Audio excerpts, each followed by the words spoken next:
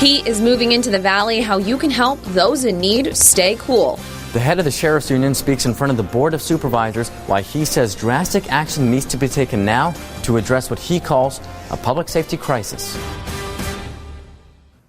Good evening, or good afternoon, rather. Thanks for joining us for 17 News at noon. I'm Mary Kate Paquette. We are on an extreme heat watch today, expecting temperatures to soar the hottest we have seen them this year. Taking a look outside, you can see we do have hot temperatures, but we do also have that cloud coverage over Bakersfield right now. This is over downtown Bakersfield. We are on an excessive heat warning right now, just because, with temperatures expecting to get well over 100 today, and we will be on that until about 8 o'clock tonight. Right now, Bakersfield sitting at 99 degrees, humidity at 16%, dew point at 46. We have a north-northwest wind at 8 miles per hour right now. By 3 o'clock, we're expecting mostly sunny skies, but that cloud coverage hanging around a little bit. Temperatures around 106, and then by 6 p.m., we cool down just a little bit to 105 with mostly sunny skies. By 9 p.m., we're at 96 degrees. Into Tehachapi right now, we are at 86, humidity at 23, dew point there at 45, a calm wind across Tehachapi right now.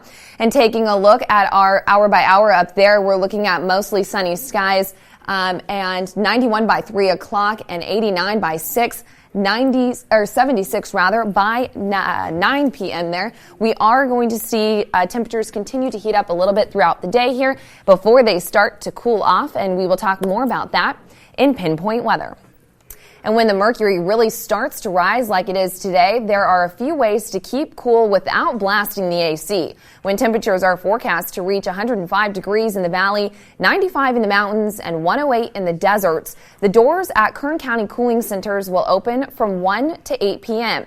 We checked, and Arvin and Bakersfield cooling centers are open today.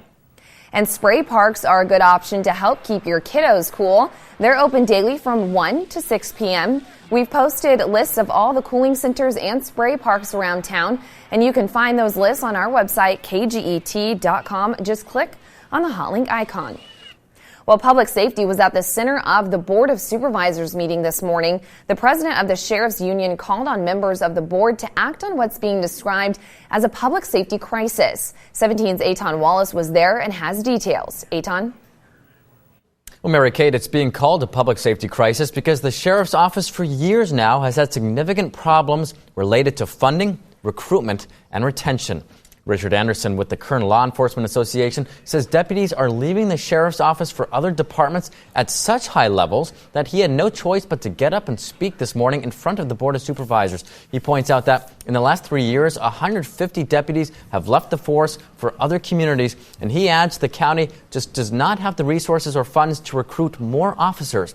Now, before the situation becomes worse, he wants supervisors to find the money either through already available funds or through a county sales tax to help the sheriff's department. This problem, if I thought it wasn't going to get any bigger, I wouldn't be here right now talking to you. But if we continue to do business in Kern County the way we're doing it, this problem is going to get exponentially bigger and bigger and bigger and more expensive for the taxpayers. And the moms of the Bakersfield 3 agree with that message. They, too, spoke to the Board of Supervisors this morning, asking members to consider a sales tax that would help fund the sheriff's office. I would just like to ask that the 1 cent sales tax be voted on to be placed on the ballot for March. And if some way there's some kind of emergency funding that can be given to the county to help us victims find the killers and our children and stop this because it's horrible. That speech brought Supervisor Leticia Perez to tears. Now, happening this afternoon, the board will revisit the medical cannabis issue and will consider placing the county's own medical marijuana ordinance on the ballot for the primary election on March 3rd, 2020. We should tell you we will be there for this meeting this afternoon, and today marks 266 days until primary election day. In the newsroom, Eitan Wallace, 17 News. Eitan, thank you. Arson investigators are working to figure out what sparked a fire at a Southwest Bakersfield home. The flames broke out at a home on Middlefield Street just before 3 o'clock this morning.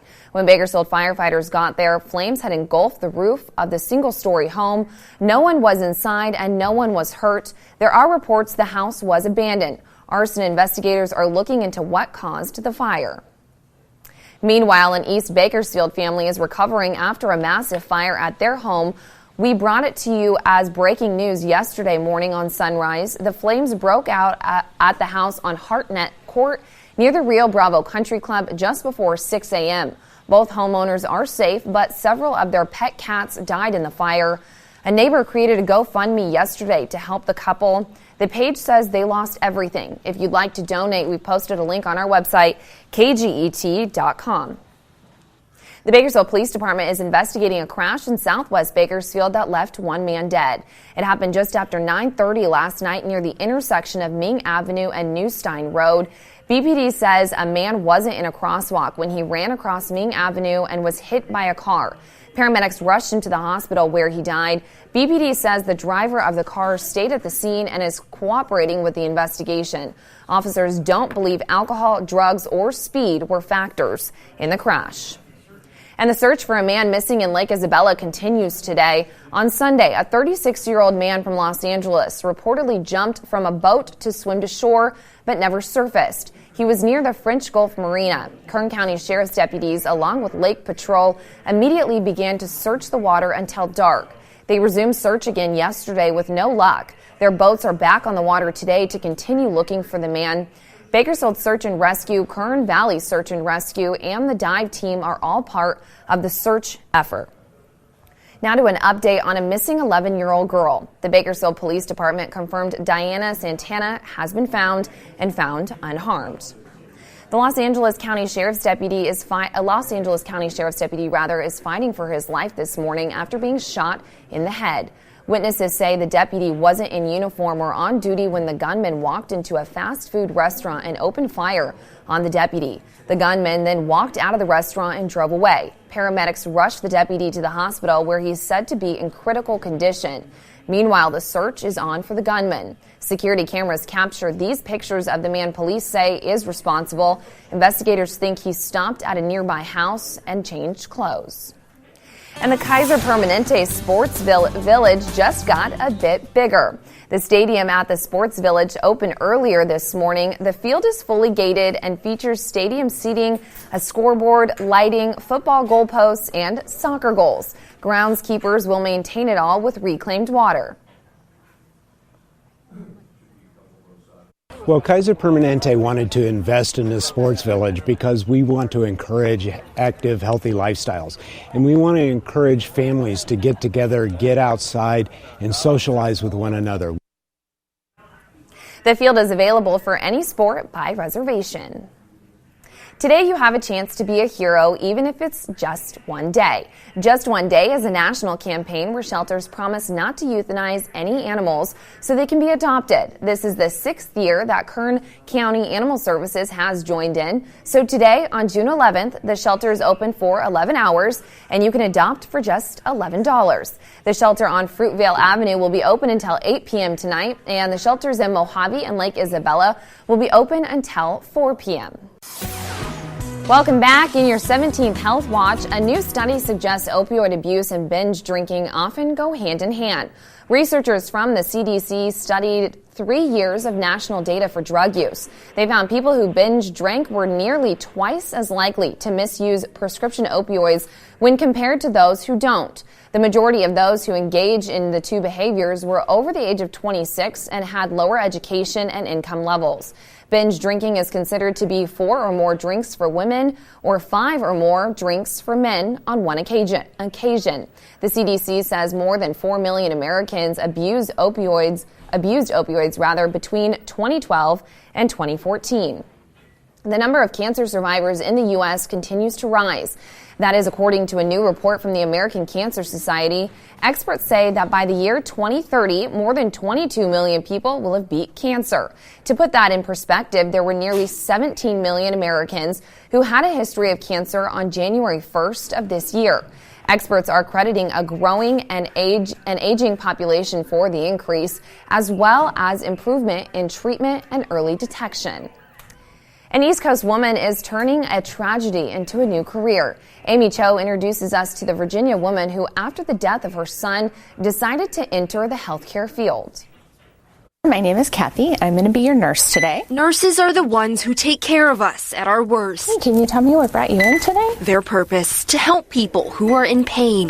Nursing student Kathy Wales from Bristow knows all too well what that's like. We found out that our youngest son, Alex, had a very rare disease. Adrenoleukodystrophy, a brain disease that slowly, over time, takes everything. They said, buy a video camera and enjoy your time. His vision went first. Then a seizure, followed by a feeding tube, and eventually being unable to move. He never stopped smiling, and I figured if he's not going to stop, I don't have any right to. Through it all, Alex's big brother Zach by his side. Zach, he was amazing. He was the best brother. I mean, he did everything for Alex. And with the help of his family, Alex amazed everyone. Doctors gave him 6 months to live. He survived over 7 years. He was 16 when he passed away, and as if they weren't dealing with enough. We found out that his brother also had the same disease. Zach wasn't showing symptoms, but they knew that could change. And Kathy says after Alex passed away, Zach was devastated. Because he liked to come off as the big tough guy, didn't let on as much that he was hurting as much as he was. And 2 years ago, Zach took his own life. He was 20. It was a huge surprise, huge blow to us. And we miss them both so much every day, but they'll always be in everything I do.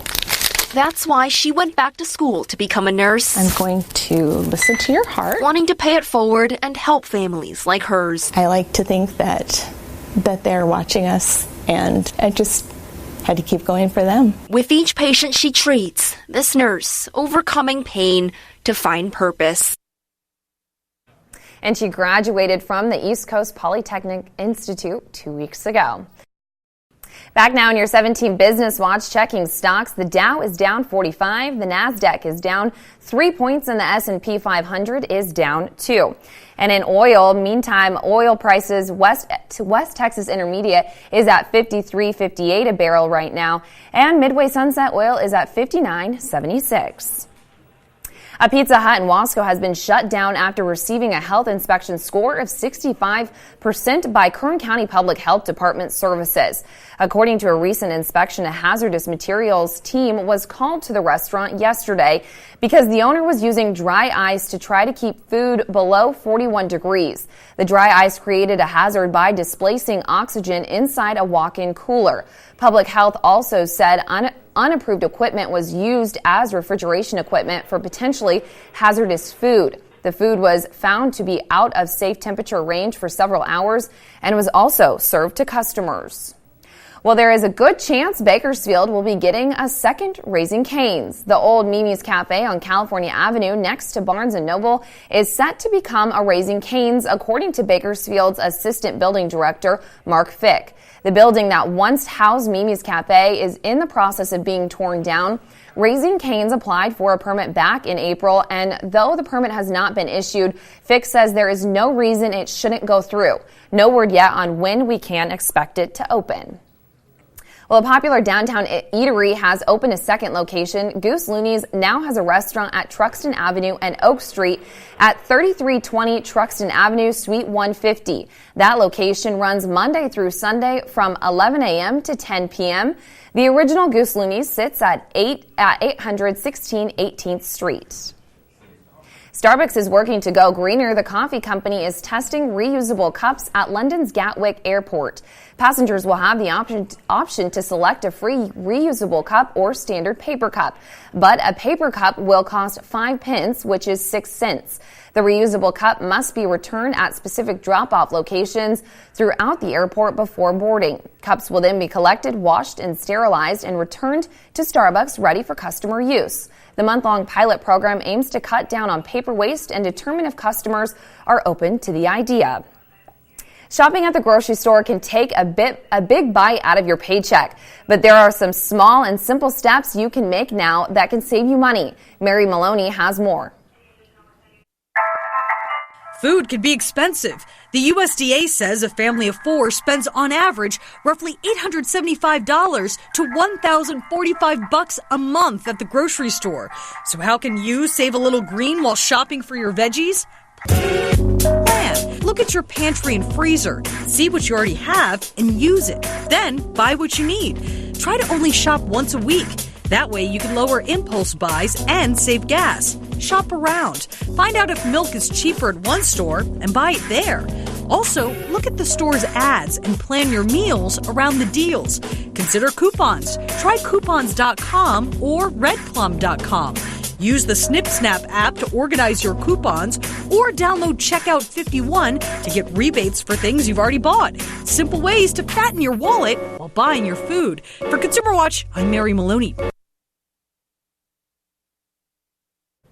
Before we move on, a quick correction that we meant to say Domino's is closed in Wasco, not Pizza Hut. We apologize for that error. Again, reminder that Domino's in Wasco is shut down after receiving a health inspection score of 65% by Kern County Public Health Department Services.